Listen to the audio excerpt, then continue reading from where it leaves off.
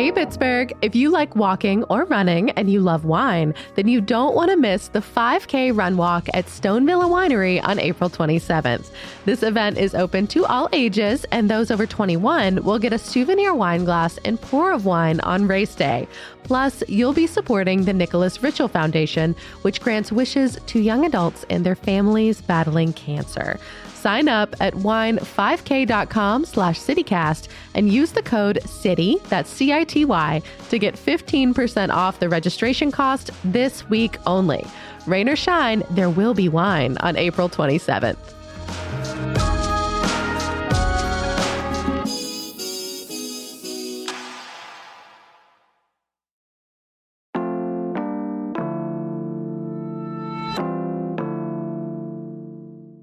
Today on CityCast Pittsburgh, National Cocktail Day is this Sunday. So we're pulling up our bar stools to bask in Pittsburgh's boozy legacy. We're going to be sharing some of our listeners' favorite beverages and saying hello to a new ginger beer brewery in Larimer. Plus, stick around to hear how you can get a free drink if you know the namesake of a very special new cocktail in the East End.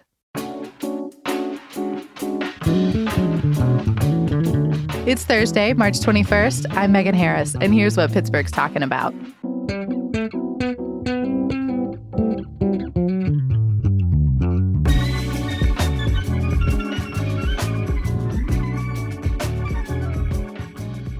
I'm here with Hey Pittsburgh newsletter editor Francesca DeBecco. Good morning, Francesca. Last time I saw you in person, you were a little tipsy from our field trip this week. Way to call me out. It doesn't take much for me, but we had a blast. So happy to talk about that experience today and talk about more food news in the Burgh. Yeah, if y'all are new here to CityCast Pittsburgh, every Thursday we focus on food and drinks here in and around the city. And we always start off by asking, what's the best thing you have eaten or drank this week in Pittsburgh or around it? Well, to be honest, Megan, I woke up yesterday to a nightmare. Literally, which was that I ran out of coffee. So before our little outing, I stopped at, I think you call it Calvin, KLVN Coffee Lab out there in Larimer. And I went with their lavender latte because that's my go-to. Mm-hmm. And it was really, really good. I bet it was. I also bet you just really needed coffee. Did you at least pick up a bag for yourself, too, to take home? I did. I quickly scooped that up, got a bag of beans. We will not have that emergency again this week. But yes, I really did need it. But I think it was really delicious. So it was fun to stop in there. What about you, Megan? What have you been munching on this week? My recommendation this week is the Poblano Relleno from Mezcal in Lawrenceville. It's not exactly the classic chili relleno, but it's a delicious interpretation. Lots of cheese and sauce and this smoky pepper stuffed with pulled chicken and topped with a really expertly fanned avocado. Truly 5 stars.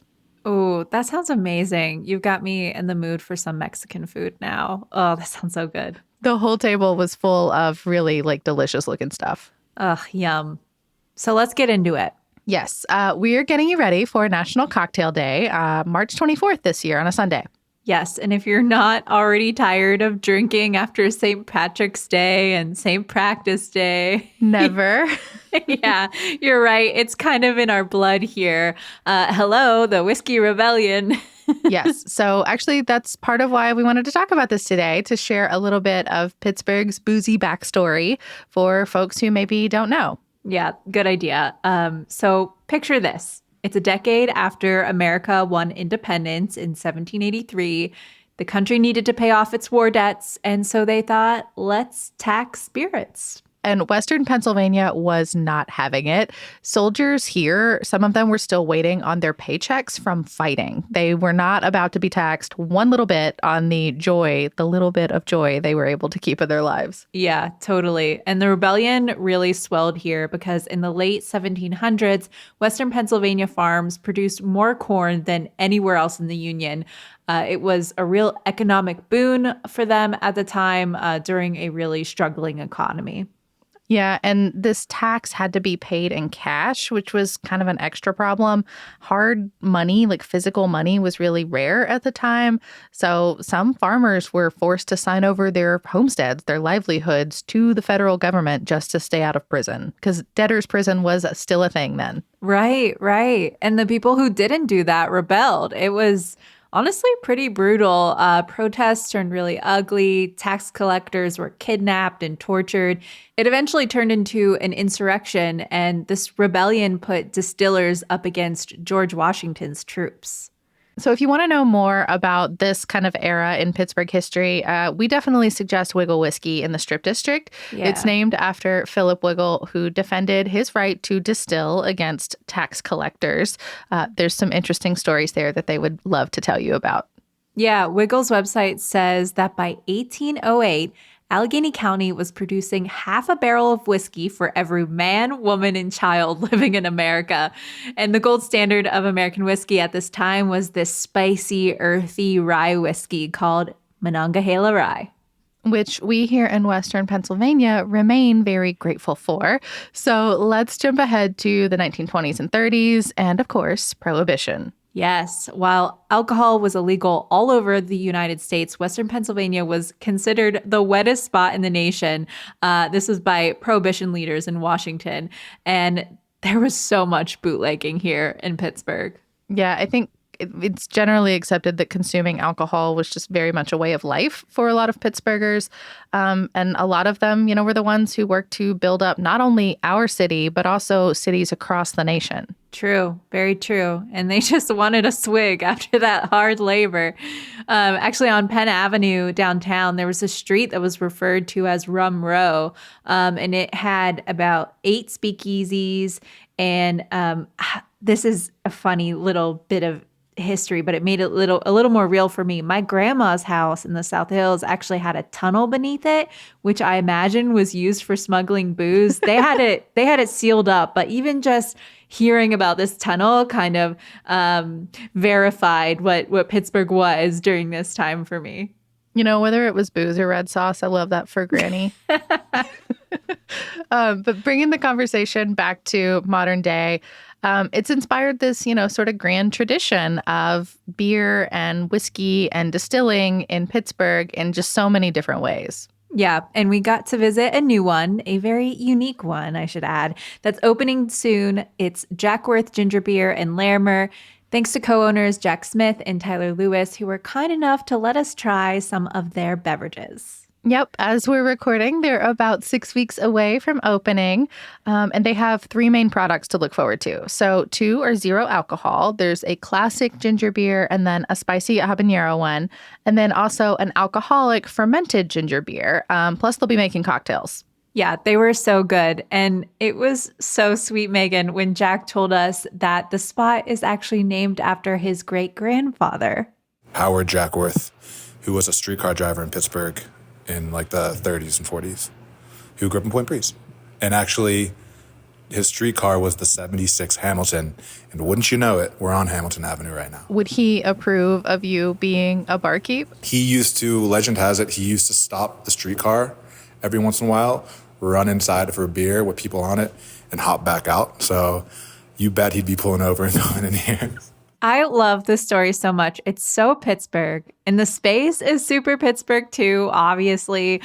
Before we get into the cocktails, I just wanted to say how obsessed I am with the fact that all of their interiors came secondhand from Construction Junction in Point Breeze.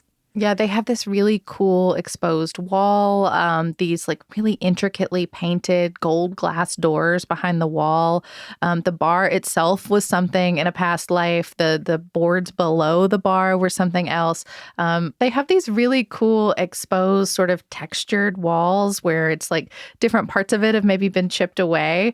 And then behind the bar, there are these really intricately painted gold, glass, and brass doors.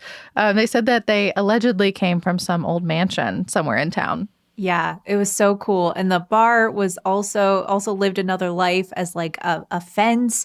And all of their countertops were repurposed. And my favorite was an old holy water spigot from a church, which just feels so relevant to like Pittsburgh's tradition of remaking places of worship. I love how they added this piece into their brewery. But anyways, enough about the interiors, even though you should go and admire it too. Let's talk about the brews. So what's really cool is that Jackworth has a specific liquor license where they can only sell Pennsylvania made things. And that means that everything behind the bar, everything they're mixing is local. So the Texas Medicine Dark and Stormy and Moscow Mule are going to be our standard. We use the Maggie's Farm Dark Rum in our Dark and Stormy, which I think is fantastic. They're a great producer that we love partnering with. And then beyond that, we're doing classic cocktails made with PA spirits outside of ginger. So we're doing a daiquiri is my personal favorite cocktail. Again, Maggie's Farm, lime, and simple syrup. 3 very, very simple ingredients. But if you do it correctly, it's amazing. And that's what we're trying to do, something simple, delicious, quality. Well, can we taste a little bit more? Is that okay? Yeah, sure. What do you recommend? We have a house cocktail called the Texas Medicine, which is a tequila, a Pennsylvania tequila, which is bottled here, cocktail with our spicy ginger beer. So I'll make you that. Do you like tequila? Yeah. Wonderful. Yes, love it. Enjoy. Gosh, thanks, guys. Yeah.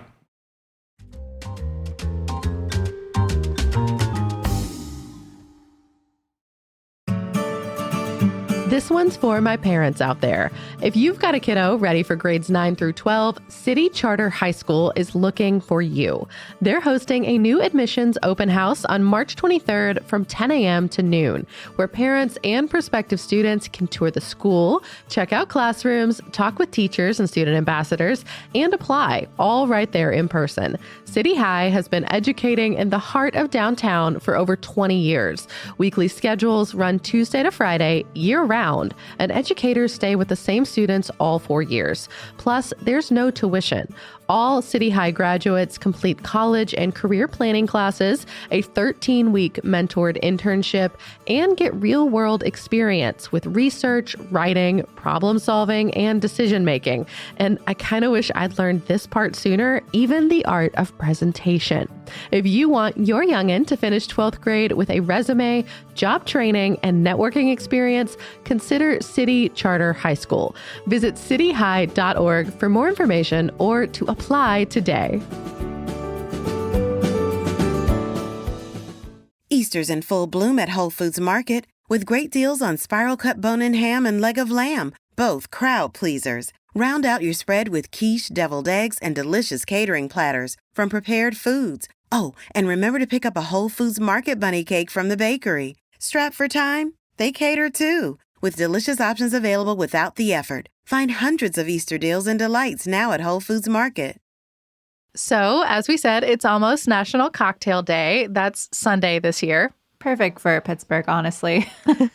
And to celebrate, we asked all of you for your favorite drinks and watering holes in the city. Yes, Ian's did not disappoint. Nope. So here are a few of our favorites. Yes, Marie P says, I love King Fly's cocktails and bartender.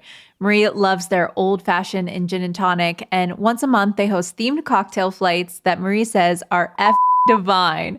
Marie also recommends Raylan at Dish Osteria and The Summit on Mount Washington. Brooke from Point Breeze wrote in, quote, longtime listener, first-time texter. Thank you, Brooke. Brooke loves a French 75, but with Jameson whiskey. Quote, I think it has a name, but I personally call it the Issa because I learned about it from the show Insecure. Love that. Yes. And apparently they make a great one at the Abbey over in Lawrenceville. I love that. Wayne B recommends the Still Mill Distillery in Swissvale. Oh my gosh, I love that name. I'm so impressed you made it through that. He says, Kathy and Josh make a great variety of cocktails. Really enjoy vodka with cucumber liquor and tonic. And Letitia L. sent some love for, I hope I get this right, the Jeffrey Chaucer drink at Mary's Vine in Rankin. She says it has just the right amount of tartness to enhance the single malt scotch and elderflower. Also throwing in my personal shout out for Mary's Vine. Their wine list is excellent and you could completely melt into those couches. I've never been, but I looked up a photo and it looks awesome. Another old church living on as a drinking spot. So I love that. There were also a bunch of shout outs for Bar Botanico in Lawrenceville, Bridges and Bourbon downtown, The Forge also in Lawrenceville, Emerson's in Market Square. We also got a lot of love for Tina's in Bloomfield. I'm ashamed I haven't been there yet. We were talking about this, Megan. Yeah. Francesca, I think we're going to have to go as a group so you can try a bunch of stuff. The menu is rather large, but you really can't beat the greenhouse library vibes they've got going on in there. It's fun. I love that. What's your favorite cocktail bar, Megan? Lately, I've been loving stuff from a spot a little north of the city, Big Spring. They have their own Pennsylvania distillery and make all kinds of stuff, from batch cocktails to build your own old fashions. Right now, they're in Sewickley and Seven Fields, but they're opening a massive operation on McKean Street in the South Side. I think they've been a little delayed with that, but I think they're opening soon. That's so cool. I haven't heard of that one yet. Thanks for sharing. It'll be fun. I don't go to bars enough, but I want to shout out the still pretty new Love Kate Distilling in Sharpsburg. They make their own spirits and always have fun events going on that I put in the newsletter. Comedy nights, drag nights, and they're Pittsburgh's first out LGBTQ plus owned distillery. So that's really cool. Yeah, there's definitely no shortage of places to get a good drink in Pittsburgh. But Francesca, I know you've been working on a little list of places where folks can learn how to make their own at home.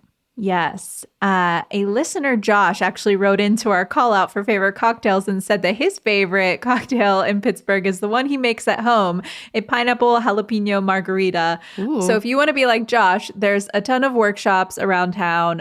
One is at the PA Market in the Strip District. They do monthly educational wine tastings, cocktail makings, and a lot of food pairing classes. And they're always doing themes. So their upcoming one is a Easter basket candy cocktail class. That is very specific. Yeah. We mentioned both of these earlier, but also Tina's in Bloomfield. I recently saw a flyer for a cocktail class there, so that's kind of cool. And Kingfly Spirits in the Strip District has classes sometimes too. Yeah, Kingfly's next class is called Working with Egg Whites. That's on April 14th. It's $50. You get to make 2 cocktails of your choice and learn how to master the foam at home. And if you want to hold a whole cocktail making party, you can enlist the help of a group called Pittsburgh Mixology. They have a whole bunch of different packages. There's one that says Whiskey Made Me Do It, which takes you on a tour of local bourbons and how to make craft cocktails and pair them with cheese. Yes, that sounds like so much fun. So before we go, let's just shout out some more food news to fill your soul. Fet Fisk set their opening date for March 28th. Megan, you talked to the owner, Nick Forsberg, last year. Yeah, he had just been nominated for a James Beard for his unique food stylings here in Pittsburgh. He describes it as sort of European or French inspired food with a Nordic or Scandinavian twist. When pressed on that, he said it mostly means a lot of dill. Oh, okay. So that was last March. His whole concept is sustainability and sustainable harvesting. He actually has a farm over in Lincoln Leamington where 90% of his produce for his pop-ups came from. So now he's got this permanent spot that is almost ready. Yes, and that's at the former Lombardozzi's in Bloomfield. Also on March 28th, Time Machine is returning for its season 4. If you've been a longtime listener of the podcast, you've heard me shout them out before. They have my favorite breakfast sandwich in the city. That's right outside of the old Bitter Ends. And it's so good, worth standing in a line for. They always have some sort of fun baked treat too. And Brothmonger, Pittsburgh's soup queen and friend of the podcast, has been selling her soups there as well. I realized too, there's actually an amazing through line here. Another friend of the pod, Clarissa Espinoza Delgado, who talked to us this past October about coffee shop etiquette. She's working with Time Machine and brewing for Jackworth. I just love how tiny this town is, and I love Clarissa, so I'm proud of Yins. Oh, that's so cool. Yay for Clarissa. And if you're new here, we'll link all of these episodes in our show notes. And one more opening for you. The food truck, Bridge City Brinery, opened its brick and mortar in Sharpsburg. It has sandwiches, I quote, it is said like that, and other dishes like chicken and waffles, lamb ramen, and a section called Inat with shoestring fries and pickle tots. Oh my gosh, yum. Yeah. And we're also keeping our eyes, of course, on the International Pizza Expo happening in Vegas right now. As we are recording this, there are a bunch of Pittsburghers competing in a bunch of different categories. So that is super exciting. In case you missed it, we recently talked to a pizza journalist about some of the best pies in Pittsburgh. And he mentioned a few of the wonderful locals who are there in Vegas. So we're going to keep you posted on any winners. Yes. And as always, we like to wrap up the show by sharing where you might spot a CityCaster this weekend. I have hopes of getting to the neighborhood Fleet Night Market at the Block Northway on Saturday. That's from 6 to 10 p.m. It's totally free. And they always just have such fun finds there. I love it when they have it in the Strip District. So it'll be fun to do a little nighttime shopping. Up in Ross this time, too. Yeah, I think I'm going to be hitting up a few local playgrounds in the city for a little toddler play date. I know, super rad. But honestly, playground space is not something I've really ever paid a lot of attention to in Pittsburgh. So I'm kind of excited to start scoping them out for amenities and stuff. Maybe if I get really on my game, that'll be another best of list for a future Hey Pittsburgh newsletter, Francesca. Oh, I love that idea. If you have a favorite playground you like to take your little ones to, let us know. There's a really fun, it's not the best experience probably, but there's a really fun artistic one in Aspinwall near Farmer Baker along the riverfront there. Oh, I know what you're talking about. Yeah. Yeah, it's really cool. So if you've got recommendations, send them to us. You can shoot us a text, 412-212-8893. Email us, pittsburgh@citycast.fm, or DM us on Instagram. We love it when you write in. It was so fun to hear all of your favorite cocktails in the city this time around. Yeah, let me know your favorite playground.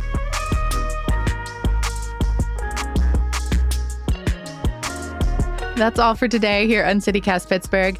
If you are liking what we do here, we hope you'll let us know. You can get to us via call or text, on email, even on Instagram. We're at CityCastPGH. We can be a little slow on social, but I promise we're doing our best. And of course, you could always say nice things super publicly by writing us a nice review on Apple Podcasts. We read them all, and it makes us look really good to our bosses.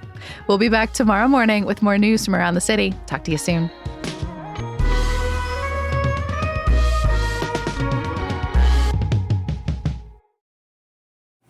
So I'm going to issue a challenge.